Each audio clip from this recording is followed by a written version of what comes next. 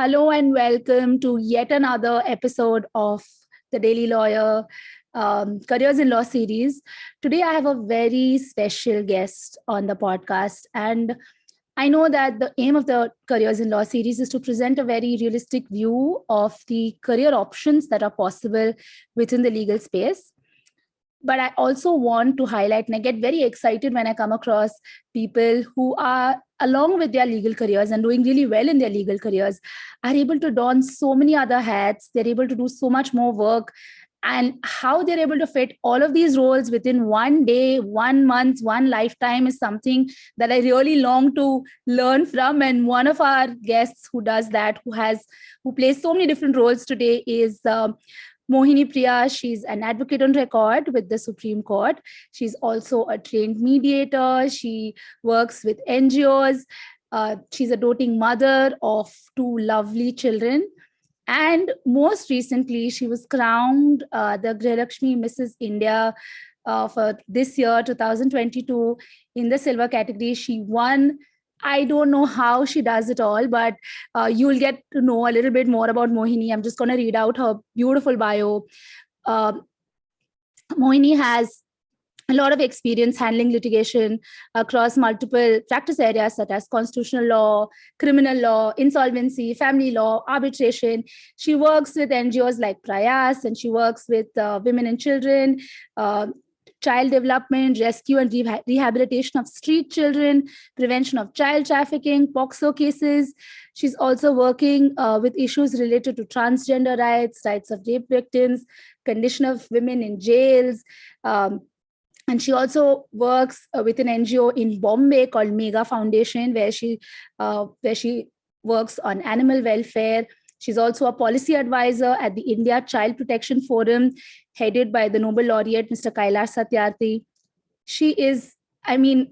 She believes that life should not be unidimensional and growth is a continuous process. And that pretty much, I think, sums you up. Mohini, you can put your camera on. I'm just so amazed at everything that you've done.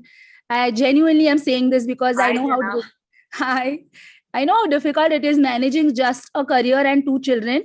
And I don't know how you are able to do career, two children, but not just a counsel, but also a mediator, also a policy advisor, also somebody who works with NGOs. So, you give your time quite freely to so many things. And then you also do things for yourself. Like, taking part in that Mrs. India was something that you've actually done for yourself. And I find you so inspiring. And I'm so grateful that you came onto the podcast.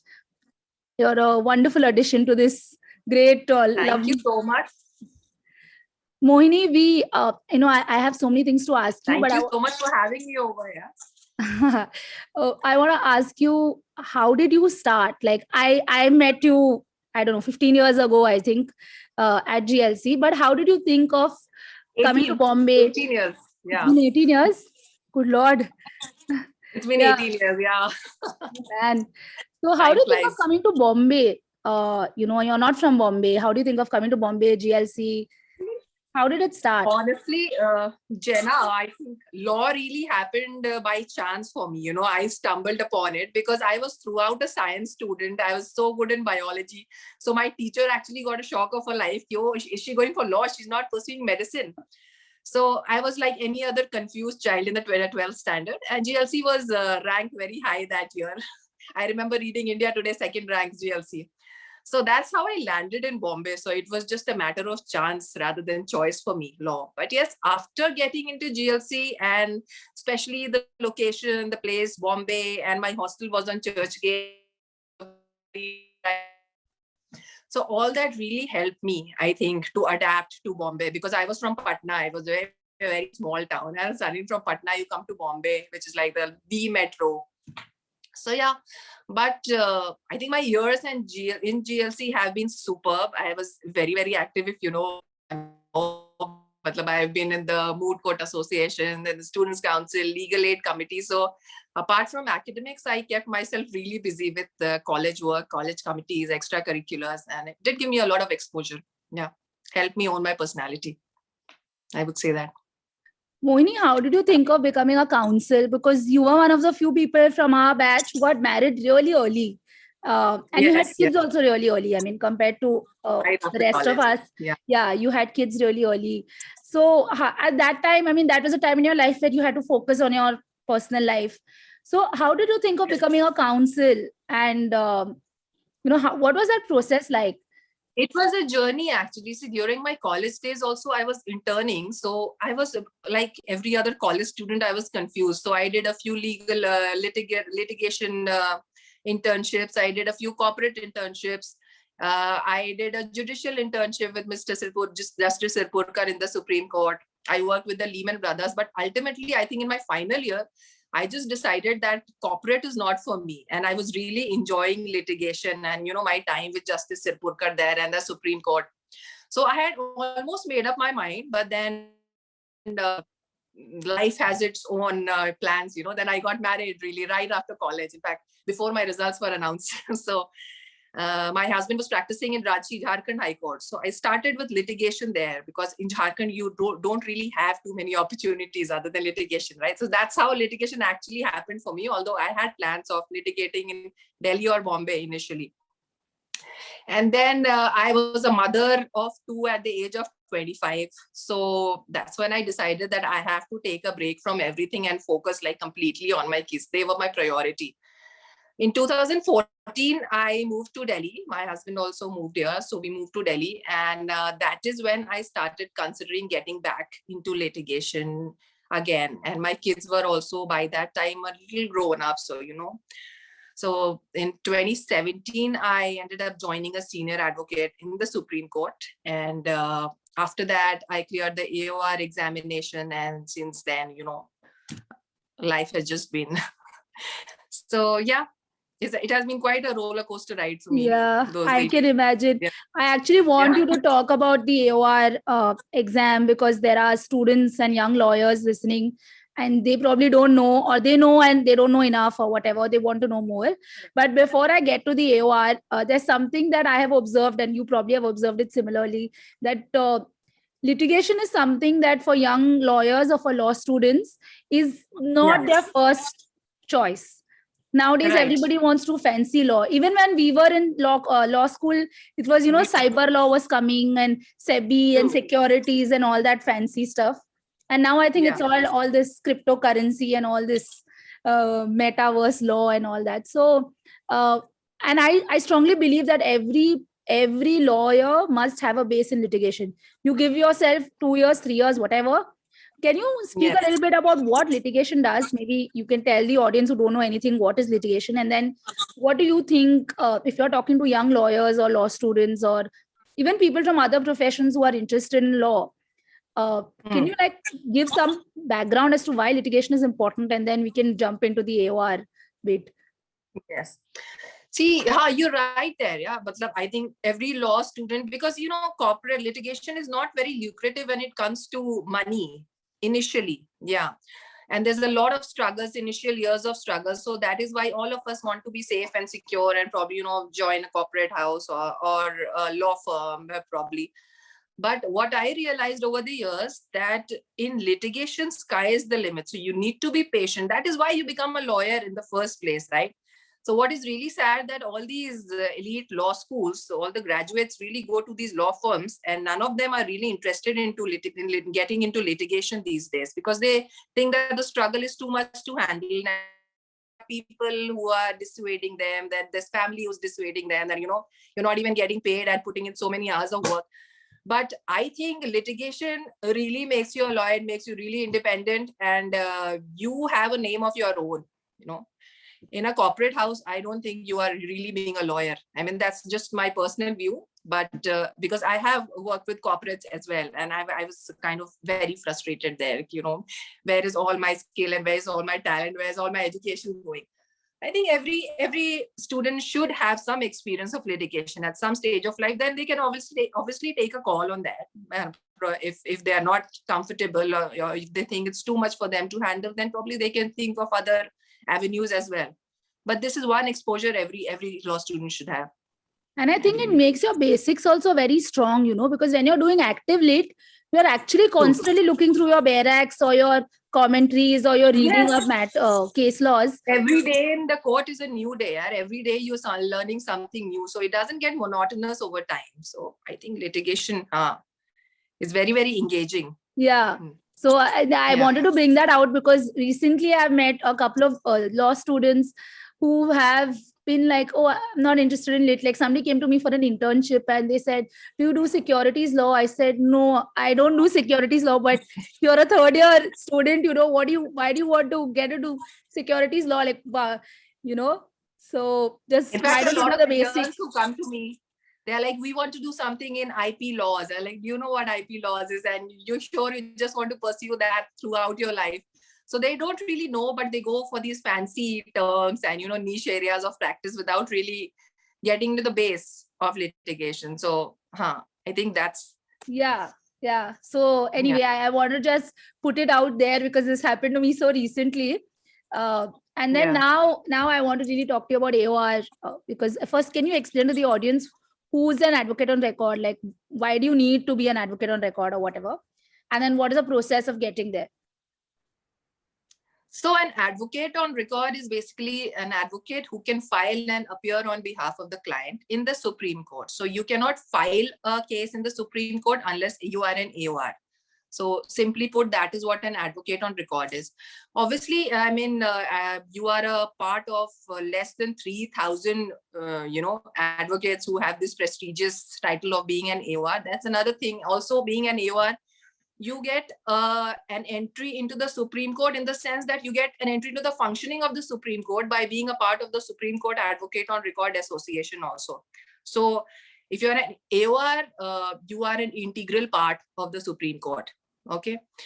Apart from that, I think this exam is infamously difficult because there is no set pattern of the exam as such. They have a syllabus, but the question papers pattern is always very, very haphazard.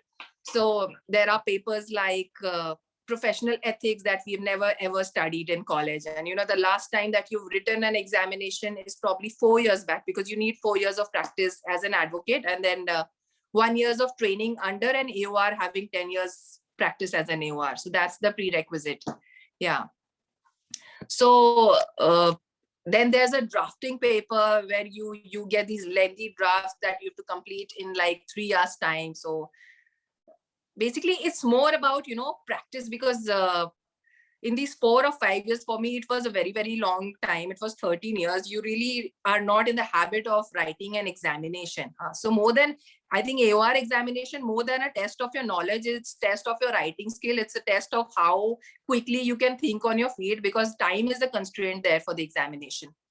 Once you pass the examination, I think it becomes very, very easy, because it increases your marketability definitely. And the minimum that an AOR charges varies between 10,000 to 75,000 for filing or drafting of a matter. So it does make you financially stable as well. So I think for first generation lawyers and for young lawyers practicing in the Supreme Court, becoming an AOR is definitely a stepping stone. So tell me, like the solicitor's exam in Bombay, is the passing percentage very low for the AOR exam? Passing percentage is the same as I think for the solicitor's exam also. The passing percentage per subject is 50 and overall is 60%.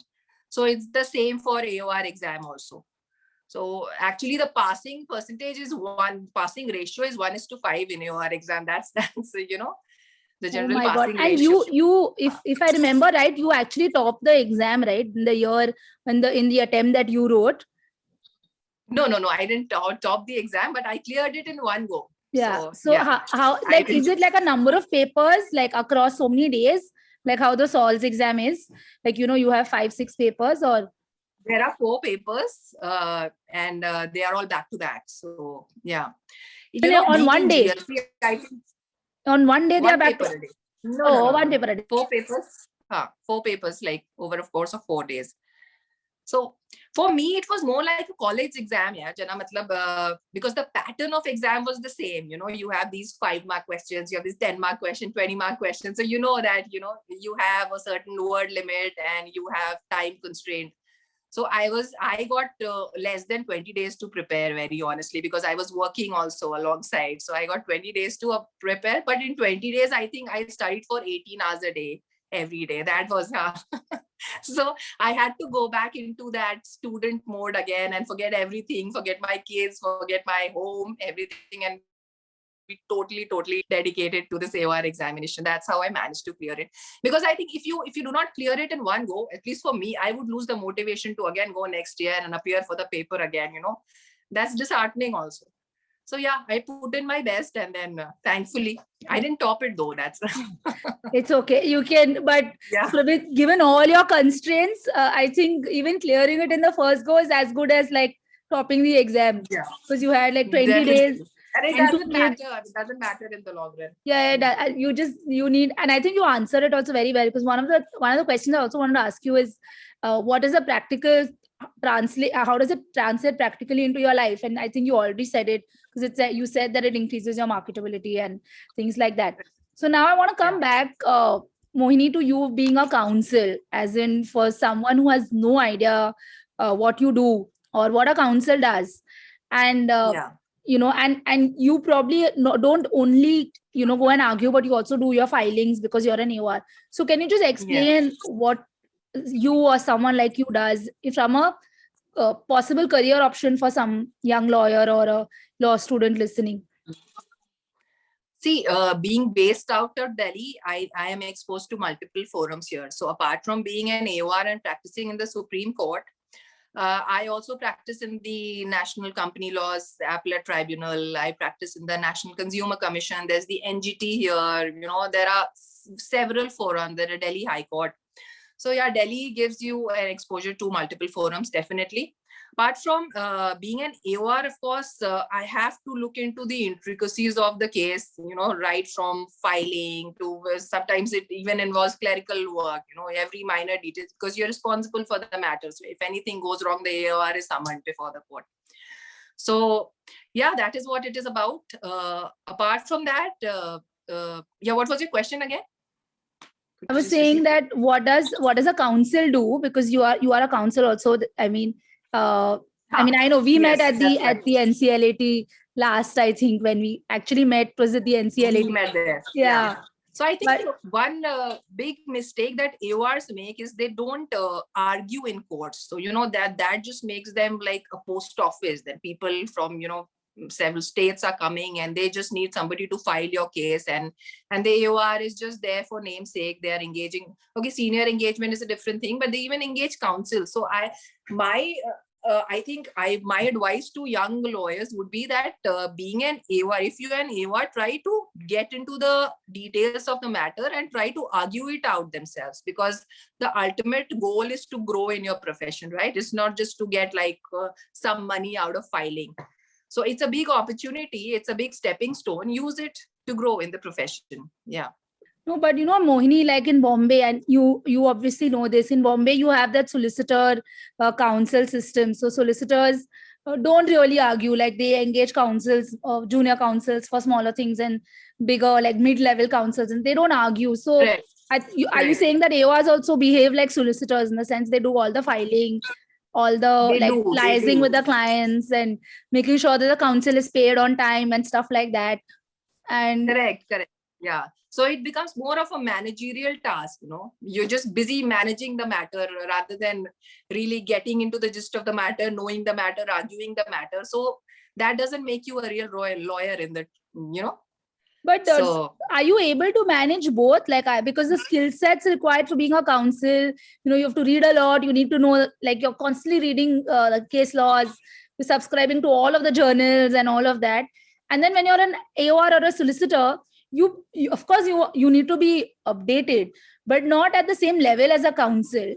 Because you're spending your energy in doing your administrative things as well, like making sure that the paging is correct, making sure that your brief is in the way that the judge before whom it goes to is it's put in that order and things like that. So your energy goes in that also. So how do you handle So I both? think that's why a proper system is necessary to be put in place. So an AOR needs to have an office, needs to have an efficient clerk, so that these pagination and issues like these are taken care of by the clerk itself. You need to have a few people, associates who are working from you, so you can focus your attention on the matter, on the law. So you're not just all the time, busy with the clerical stuff. So I think having an established office and a good workforce is important. That really creates a balance. Yeah. Mohini, do you mind speaking to us a little bit about your NGO work? As in, you do such great work with Prayas, especially with women and children. And I know that the children part is really close to your heart. Things like trafficking or even POXO and all of that. So, can you just tell us a little bit about, what kind of work you do with the NGO, and then after that we can ask you more. Yeah. So Prayas is a very established NGO here. It's on a national level, and it's working mostly for the development of women and children. So recently we have also intervened in a Supreme Court suo motu matter, which is related to rescue and rehabilitation of street children who have been affected by COVID-19.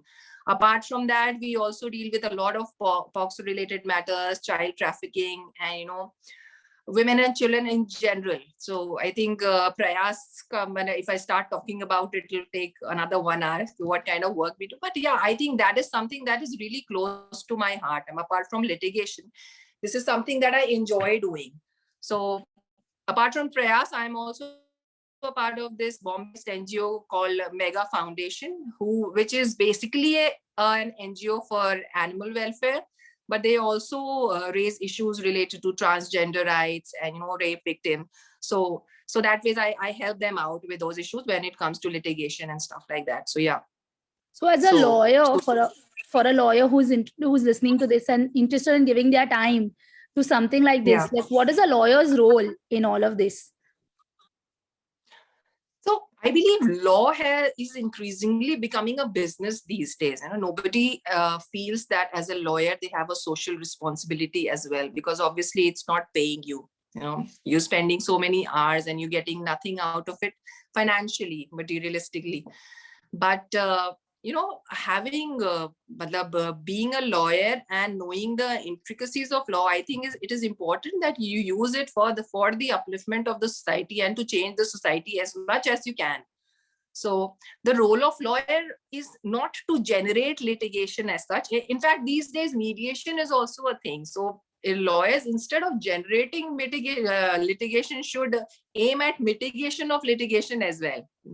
That is another thing, because the serious backlog of cases in the courts, especially the Supreme Court, I think mediation is the way to go. So yeah, rather than focusing on the finances, focus on the social responsibilities as well. How do they get in, and what will be their contribution to this? Like how do they contribute?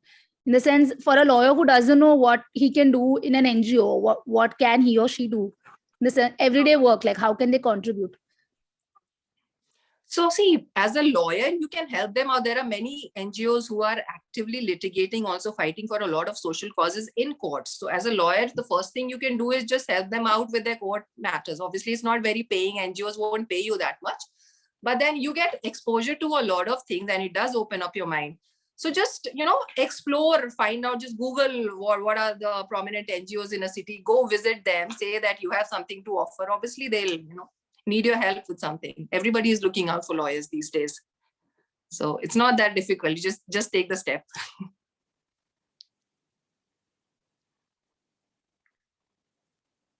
Oh God, my video is all gone off. Can you see me? I can. Yeah. Okay, I'm just gonna edit this part because suddenly I'm I can't see myself also. So I'm like looking either udhar and all. And now I forgot also what I wanted to ask you. Shit. Wait. I'll remind you. I think you asked most of the questions related to law. Yeah, no, I wanted to ask you something about, damn it, 1 second. Let me open that document. Original appellate.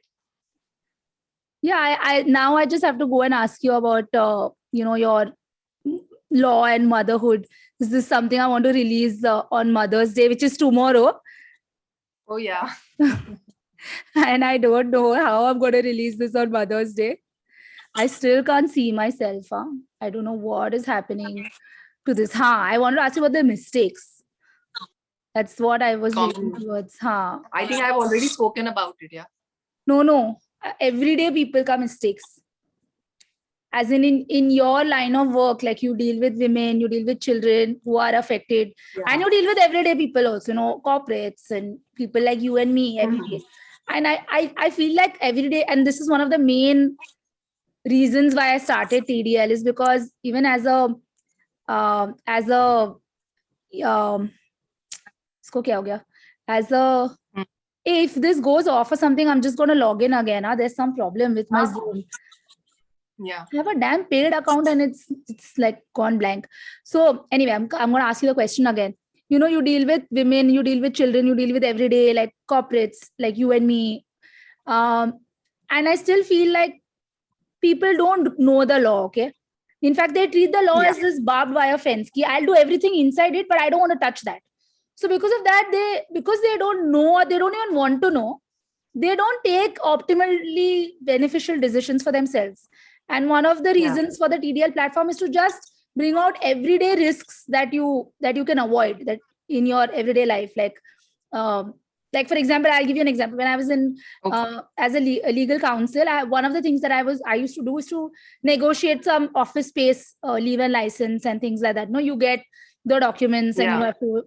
And then for the first time I got the document, and they were in this premise for almost 10 years. There was a security deposit clause. There is no mention of return of security deposit. There is no mention of the security deposit being an interest-free deposit. It's just not there. Like, of course, ऐसे ही होगा. Like, what do you mean ऐसे ही होगा? मतलब आपको कब मिलने वाला है?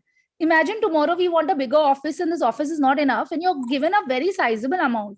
It's not like 1-2 lakhs or something like that. And you're like, so what? You people, तुम लोग lawyers हमेशा ऐसे ही करते हो. वो उसमें क्या है? वो तो मेरा इतना अच्छा दोस्त है. They play golf together, so obviously I'll get it back. But tomorrow you may not be there in the company, right? Like it cannot work like that. It has to be there has to be. So nobody understands these small things which can potentially be very dangerous. Yeah. So when I'm asking about risks, it's from that angle. Like what are these kind of risks that you have seen, which even 1 or 2 examples which you think people can avoid?